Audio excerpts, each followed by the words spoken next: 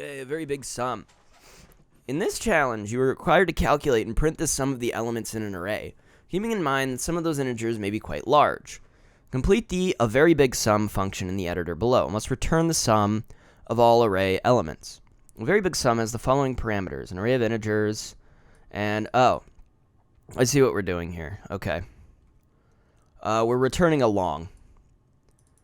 The first line of the input consists of the integer n, which tells us how many are in the array, and I'm sure all that's taken care of for us. We're expecting an array.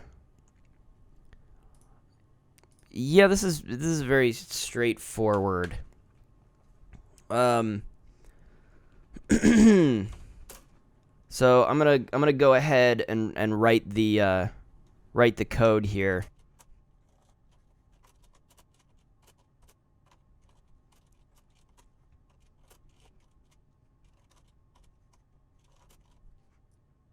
Yeah. Okay, this is very simple, but I can see what it's trying to explain to us here. I mean, it basically gives you all the tools, so like if you know that you have to return a long, then you would probably already set your sum to be a long, and then just do what you would do normally and then return it. And so I don't know if this does a good job of really explaining like what you're dealing with here. But essentially, we're dealing with different raw types, raw data types in Java. A raw data type is basically what this is. So you'll notice this is a variable, and it's got like a special like little blue word for it, as does int, as does it's the only one that we see here. New is not a raw data type, neither is return. They're different keywords, but these two are basically data types. So an integer is basically it's not the smallest data type. I believe that's a byte. I believe a byte would be the smallest, right? I've never personally used a byte, but ints and longs are pretty ubiquitous. Int is usually sufficient, unless you're using very big values. That's kind of the idea of it. And int, let me look this up really quick, like I'm not sure what the exact constraints are here, so I want to know that. Okay, yeah, so, all right. So basically, if we were to use a byte can store 8 bits. Does that make sense? This is going to get a little technical, but it's the smallest thing, which means we can store 8 bits, and the largest value you can store in 8 bits, and I believe it's signed, which means there's negative and positive values. But in 8 bits, you can store 256 values, but it's going to be the values 128 to like 127 because it's signed, right? So you can do, or sorry, negative 128. Did I say negative 128? Because the first bit's going to be basically, is it positive, is it negative? And then we're also storing 0, so it's not 128 on the other. I don't know. This is getting a little too. I'm probably confusing people more than not. But I want to look up. So a long can store 8 bytes, which is a pretty large range of numbers. But an integer can only store 4 bytes, which is 4 times 8 is 32 bits. So okay, so this is correct here. 32 bits. So this is the maximum values that this could store. So it does give us that information there. I just wanted to verify it in another tab to make sure that was the correct information that I wanted to explain. So basically, the values that we're getting here are too big to store in an integer. That's it, because you're only storing in 32 bits. A long is what, 64 bits? Shit, I deleted the tab before I looked that up. Sorry, no, I'm an idiot. This is actually the value of a long. It's 32 bits. A long is 32 bits. But an integer... Yeah, okay, I see what they're... I don't know. An integer is 4 bytes, so it's 16 bits. Right? No.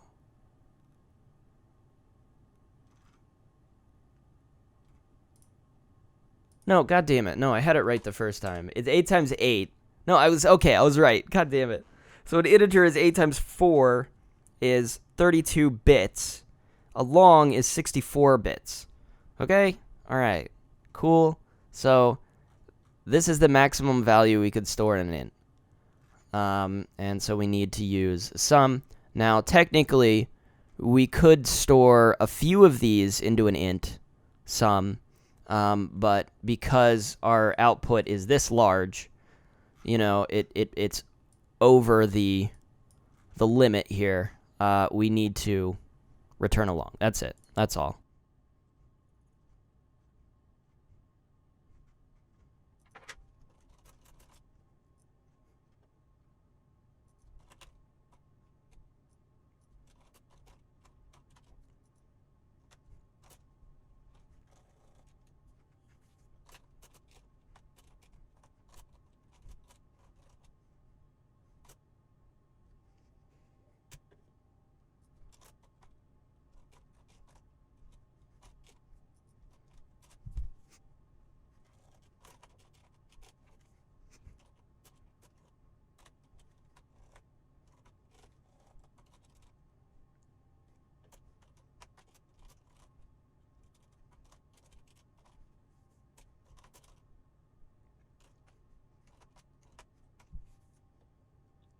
Okay, this is a little bit of an interesting one. So here's my solution. Basically, we've got an array of an array of arrays, a matrix as it's called. Here's our arrays. So we need this value plus this value plus this value. God damn it. And then we need this this value plus this value plus this value. And then we need to take the absolute value of that. I cheated a little bit because it didn't import java.lang. So I just added it. I added this line here to import java.lang because it gives me math. And with math, I can just do the absolute value really easy. There might be a more clever way to do the absolute value. I think you could compare it and see if it's less than 0, then just... what would you do in that case? I think if you've got a Java library that does this shit already, you should use it, so that's what I did. This is where it gets a little weird.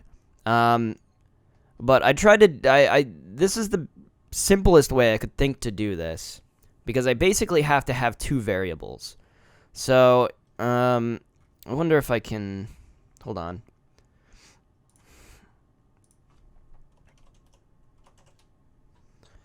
Okay. So, we only want to loop through this thing once, because there's no need for us to loop through it twice. It's just unnecessary. We could loop through it twice. That is a solution that you could come up with, and loop through it a second time in order to get the other diagonal, right? But if we look this up, we need 0, 0, position 0, 0, and then we need position 0, 3.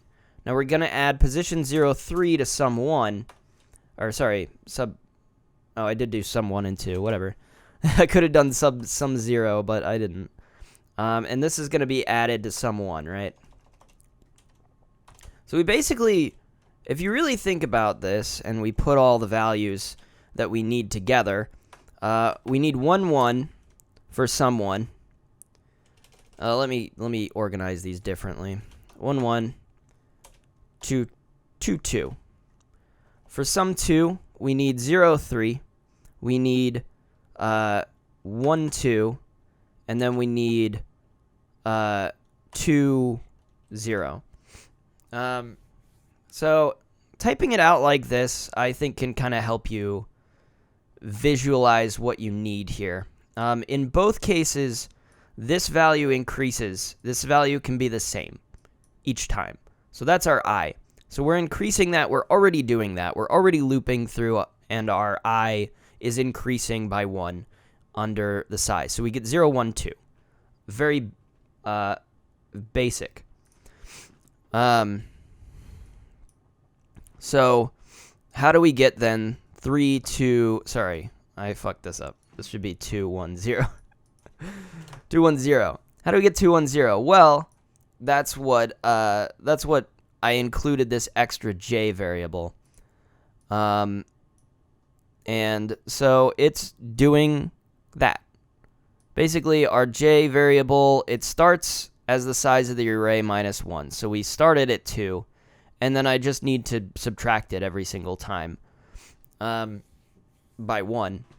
And then I can add that straight to sum 2. See, I'm just getting j. It seems more complicated than it really is, but I think it does depend a little bit on thinking outside the box in a way. It's a little bit of more of a brain twister, I think, than a lot of the previous ones we've been doing. Especially if you're just starting, this is kind of maybe a little confusing to think about. But this is the type of stuff that you'll kind of get used to over the course of doing it. Okay, so plus minus. So here's our basic. I haven't written the solution yet. I should say. So here's our problem. So we've got an array of integers. Calculate the ratios of its elements that are positive, negative, and 0. Print the decimal value of each fraction on a new line with 6 places after the decimal. So this challenge introduces precision problems, basically what's saying. We need to deal with precision, which is how many, it's kind of like formatting a decimal value. So we want to scale to 6 decimal places.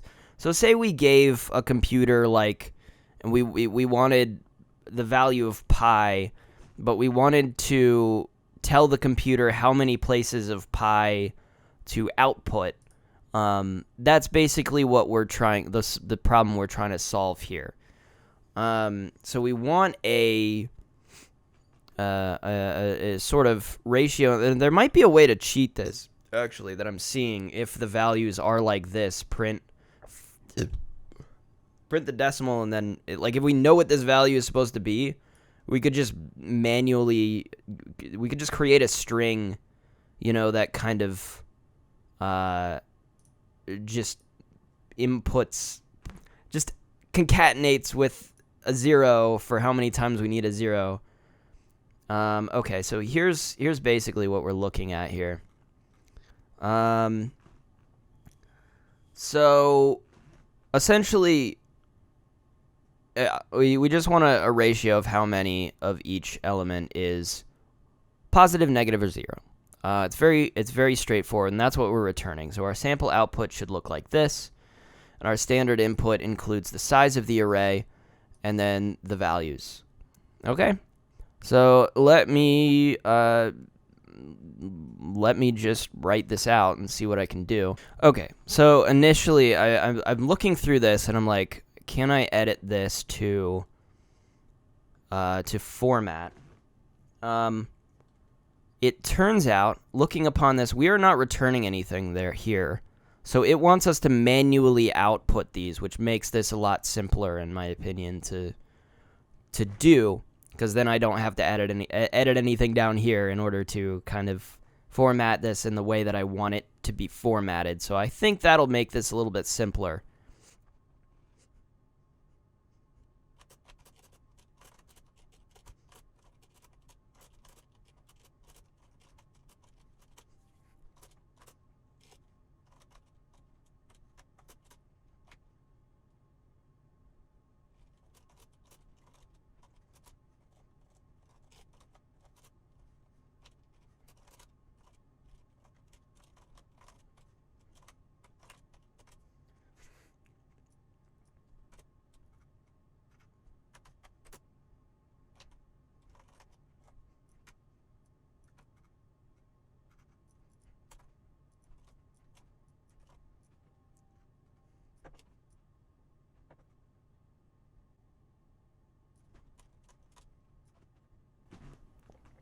Okay.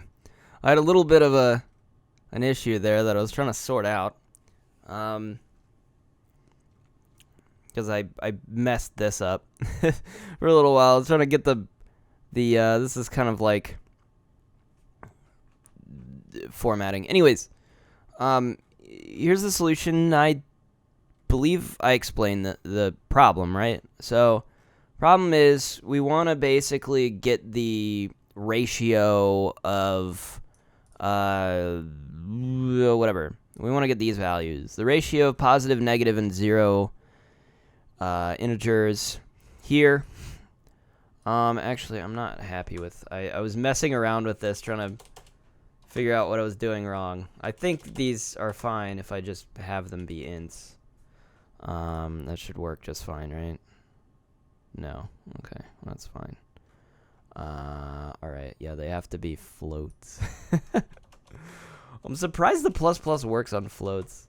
It's been a while since I've been to college and had to do like simple stuff like this, so I'm not. There's some things I don't remember that well, but apparently I set these as floats so that I can format them later. A float is basically a floating point decimal. It's a raw data type. So I set this one equal to 0, this one equal to 0, and this one equal to 0. So this is my positive sum. I don't think I had that especially apparent in what I called them. This is the negative sum, and this is the 0. This is the sum of how many zeros are in the list, how many negative numbers are in the list, and how many positive are in the list. So we loop through the list. Very simple, like we've been doing. If it's less than 0, we increment this negative sum, increment the positive sum if it's greater, and then if it's neither, it must be 0, so we plus 0. Now, the magic happens right here.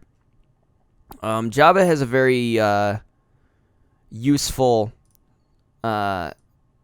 method built into its string library called format. And what this does, because we're printing out, and this is a system out print, right? I use println because I want to print lines. Let me run that to fix the compiler error. So there you go. Because that's what we wanted to output. We wanted to output line by line. So it basically concatenates on a return character here, so we get a new line every time we print. That's because we're doing print line and not just something like print. If we were doing print, it would print on the same line. See? So, yeah, that's wrong, right? So we want a print line, obviously. Now, the magic happens here. So basically, we're putting our value here, and we're saying it's a decimal, or it's a float value, but we want it 6 places after the decimal point, right? And that's basically that. You can kind of look up what these codes should be. Let me see if I can kind of explain this. Basically, we have the percentage because it notates the value, and then what the expression is that we want. We do the dot to signify that we want. So, like, I believe I could do like 6.6. If I did something like this, I believe it would apparently still work. But we don't have... okay, well, whatever. But we want the value after the decimal point to have 6 values, and we're formatting it as a float. It's going to be a float, so that's what we're looking for. And we just pass in this divided by the array.size, and it gives us our correct solution. So it might seem kind of like cheating to do this, but that would be, in my opinion, the best way to do this. I don't really have a better way to do this. I think that's the best way to do it. So, yeah. That's that one.